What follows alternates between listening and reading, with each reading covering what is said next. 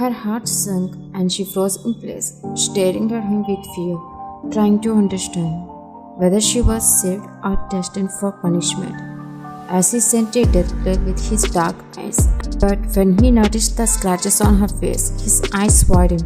Before he could ask her, his eyes fell on Jack, who was approaching her while clearly in pain. He quickly guessed what had happened between them. His anger surged like molten lava, wanting to kill Jack. But he controlled himself. Instead, he looked at Wine, expecting her to ask for his help. But she wasn't asking for his help, but simply staring at him. Tae, do you need my help? Wine didn't want to ask for his help, but Tae, trying to control his passions, asked her again. Tae, I asked, do you need my help? Wine, I don't need your help. Tae became extremely angry and wanted to slap her. Despite the danger she was in, she decided not to seek his help. He threw a punch which made her eyes close, expecting to be hit. But when she opened her eyes, she saw that Tae had punched Jack over her shoulder, not her. Jack fell to the ground, knocked out by just one punch. It was his single blow that had rendered him unconscious rather than her kick. Tae, you don't need my help. Just why don't you ask my help? Why is your ego stopping you from asking for my help? Just why, huh? He angrily roared while she clenched her eyes shut, pressing them together, refusing to answer him. Tae. He kicked Jack, not hurting Wine. She flinched, understanding that it wasn't the target. Tae's anger didn't fade, and he pulled a gun from his waistband, about to shoot Jack. But Wine stopped him. Wine, Tae, please don't kill him. Her use of his name caught his attention, and he looked at her over his shoulder with a raised eyebrow. Wine, please don't. Tae closed his eyes, sighed, and tucked the gun back into his waistband, then turned to face her with his angry eyes, as she urgently wished to disappear from there. Trembling inside, she managed to hide her fear. His eyes scanned her face, and it seemed he was about to touch the scratches on her face, but she refused his hand before it could make contact. If he had wanted to, he could have pinned her to the car and touched her, as he usually did, but he was in an angry mood. Tae, let's go. She looked at him with her nervous eyes, and he grabbed her hand, trying to drag her to his car, but she suddenly stopped and hissed in pain. He was about to pull her unknowingly, but then he noticed her injured leg. His expression turned to concern, and he let go of her hand. Tae, how did you get this injury? She didn't respond, showing her dislike. She ignored him, but he held her like a lion, harshly shaking her, making her body tremble. She shook her shoulders until her back was pressed against the car. Tae, am I a dumb fellow here to keep quiet seeing all this? Open your damn mouth and speak up. How did you get this? She looked at him as if she were watching a lion roaring in her face. One, I jumped from the running car, so I got these injuries, that's it. Then he released her shoulders and stepped back, checking her body up and down as if he were the owner of the body. Tae, get in the car. He was about to help her, but she rejected him on purpose, slowly managing to get into the car. She showed strength as she got into the car, and he rolled his eyes in frustration at her. But he opened the car door again and called to her. Tae, not here, sit in the back seat. Wine looked at him, not understanding why. Tae, didn't you hear what I said? Go sit in the back. She thought he was saying this because she hadn't listened to him. So now he was purposely making her say, go back, to get her out of the car. With a blank expression, she made her way to the back seat and was about to close the door. But Tae quickly reached out and jerking her hand away from the door, he also got into the car and sat beside her, leaving her completely shocked. She looked at him with wide eyes, wondering why he was sitting next to her instead of the driver's seat.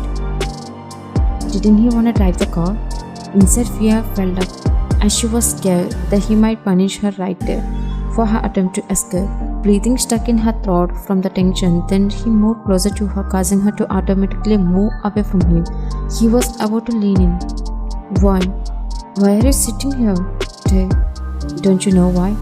was pointing at her. She jerked his fingers as her eyes looked at him as if he was the criminal, which made his eyes visions turn off, his aggression turn off. That's it. He pushed her back by her shoulder, which made her back slam to the seat.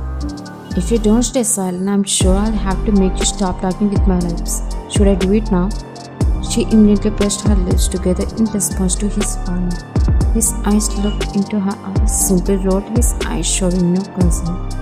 He still close to her, not moving away. She thought he would move, but he isn't moving. Why? I already shut my mouth. Move back. They ignored her question and leaning in closer. She squinted and realized that he wasn't leaning on her, but towards something behind her seat.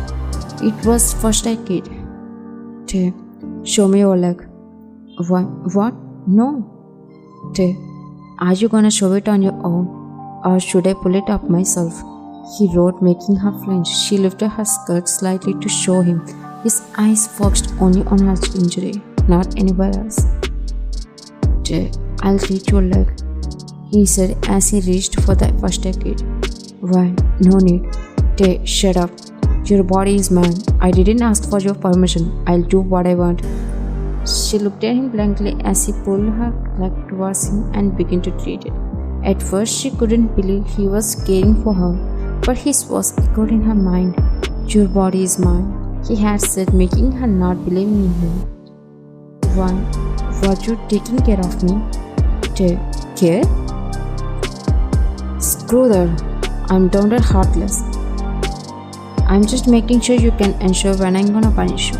You must be strong enough to not to flinch from my actions, okay? She felt embarrassed, and he seemed to sense that too. Just wait until this injury and those scratches vanish.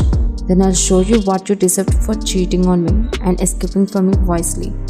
She swallowed just by his base warning and regretting how she dared and end up again with him.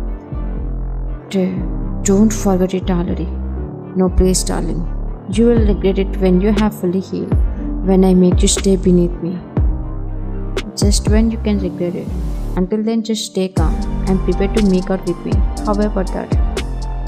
I wish we could separate again for any reason as soon as possible before that.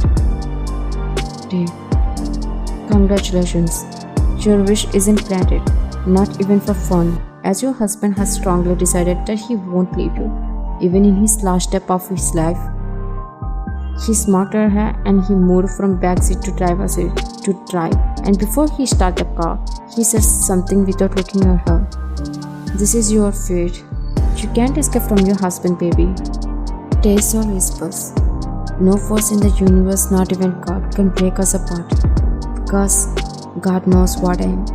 Even if you can't agree, even when your heart and mind go separate ways in emotion. She looked unknowingly at her bandage, which made her realize something.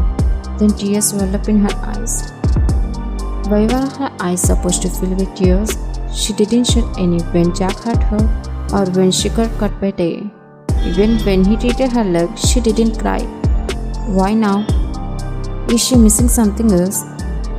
Did she lose something important? Is there something she desires?